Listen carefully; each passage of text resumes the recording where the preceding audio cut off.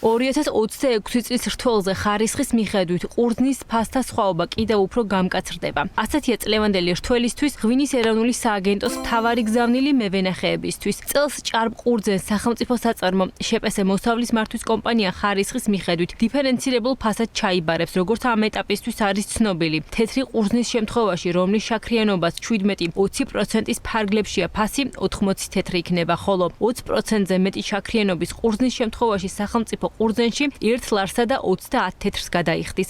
რაც შეეხება 17%-ზე დაბალი შაქრიანობის ყურძენს სააგენტოში განმარტავენ, რომ მისგან ღვინო არ უნდა დამზადდეს. მსგავსი შაქრიანობის ნედლეულზე კი ფასი 80 თეთრზე ნაკლები იქნება. წელს გეგმავთ მნიშვნელოვან რეფორმებს, რომლებიც ორიენტირებულია ხარისხის უზრუნველ საყოფად. აღნიშნული ცვლილებები განაპირობა მსოფლიო გლობალურ ბაზარზე ღვინის მოხმარების შემცირებამ და ბაზარზე მაღალმა კონკურენციამ. დაგეგმილი ღონისძიებებიდან აღსანიშნავია, რომ 2026 წლის რთველის დროს შემოგვაქვს ყურძნის 3 განსხვავებული ფასი, რომელიც პირდაპირ იქნება მიბმული ყურძნის კონდიციურობაზე. ხარისხიანი ღვინის მისაღებად აუცილებელია ყურძენი მოვიდეს საჭირო სიმწიფემდე. ყურძენი, რომლითაც ღვინო მზადდება, არ უნდა იყოს 17%-ზე დაბალი შაქრიანობის. ღვინის მწარმოებელი კომპანიების ნაწილში აცხადებენ, რომ წლევანდელ რთველთან დაკავშირებით სააგენტოს მიერ გაჟღერებული მიდგომა მეტად საბაზრო პრინციპებს ეფუძნება. კომპანია რთველისში ამბობენ, რომ 2025 წლის რთველის დროს, როდესაც სახელმწიფომ ერთი მხრივ კერძო კომპანიებზე სუბსიდია მოხსნა, ხოლო მეორე მხრივ პრაქტიკულად ბაზარზე მინიმალური ფასი დაადგინა, ამან კომპანიებს ჩასაბარებელი თეთრი ყურძენი დაახლოებით 20 თეთრით გაუძვირა. რთველისში აღნიშნავენ, რომ წლევანდელი რთველისთვის დაანონსებული მოთხოვნების გამკაცრება საბოლოოდ დარგში ხარისხის ზრდაზე დადებითად აისახება. მასი რა თქმა უნდა დგინდებოდეს ხარისხიდან გამომდინარე. და არ შეიძლება ყველა ყურძნის ყურძენი კიდეს ერთი და იგივე ფასი, იმიტომ რომ ყველა ყურძნის ხდება სხვადასხვაგვარად, ხარჯი მევენახეებს აქვს სხვადასხვა, შესაბამისად სრულად მისაღებია, რომ დაბალ შაქრიანი და თუნდაც დაბალი ხარისხის ყურძენი ღირდეს ფასი, შესაბამისად უფრო მაღალი ხარისხის მისი შაქრიანობიდან გამომდინარე და კონდენსიურობიდან გამომდინარე ღირდეს სხვა ფასი.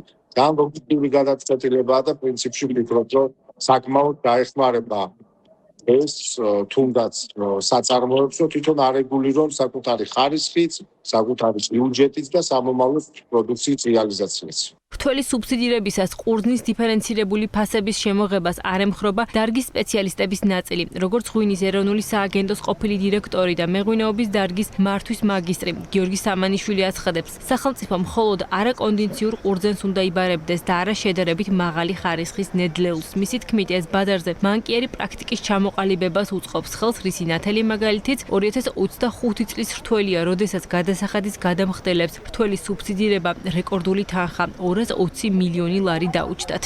შარშან ის რომ სახელმწიფომ ჩაიბარა 20 ჯერ მეტი ვიდრე ყველა კომპანიამ ერთად, ეს განაპირობა იმან რომ ფასები მაღალი დააწესეს. თუმცა ეს ხა ლარი და 30 და 80 თეთრი სხვაობა ძალიან დიდია.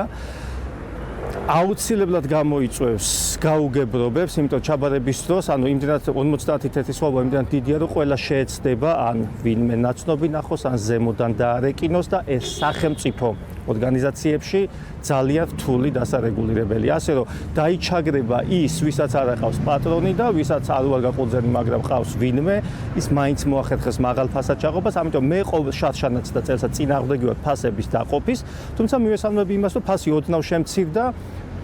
თუ ამას მოყვება ისიც, რომ მომავალ წლებში სახელმწიფო აპირებს გასვლას ზოგადად თვალში ჩარევისას და ამას იტყვის ვინმე პასუხისმგებლიანი და პასუხისმგებლობით, ძალიან მაყოფილი ვიქნები, თუმცა ჯერ ესეთი არ გამიგიარა. მიმდინარე წლიდან მევენახეობის დარგში სიახლეა ისიც, რომ კომერციული ვენახის გაშენებაზე ნებართვა იქნება საჭირო. კერძოდ 2026 წლის მარტიდან სამეწარმეო ვენახის გაშენებაზე ღვინის ეროვნული სააგენტოს თანხმობა ხდება საჭირო. მეღვინეების ნაწილი ამბობს, რომ მნიშვნელოვანია დამატებითი რეგულაციები არ გავრცელდეს იმ მევენახეებსა და ღვინის მარნებზე, რომლებიც თავად უზრუნველყოფენ მოწეული მოსავლის გადამუშავებასა და საკუთარი ღვინის წარმოებას.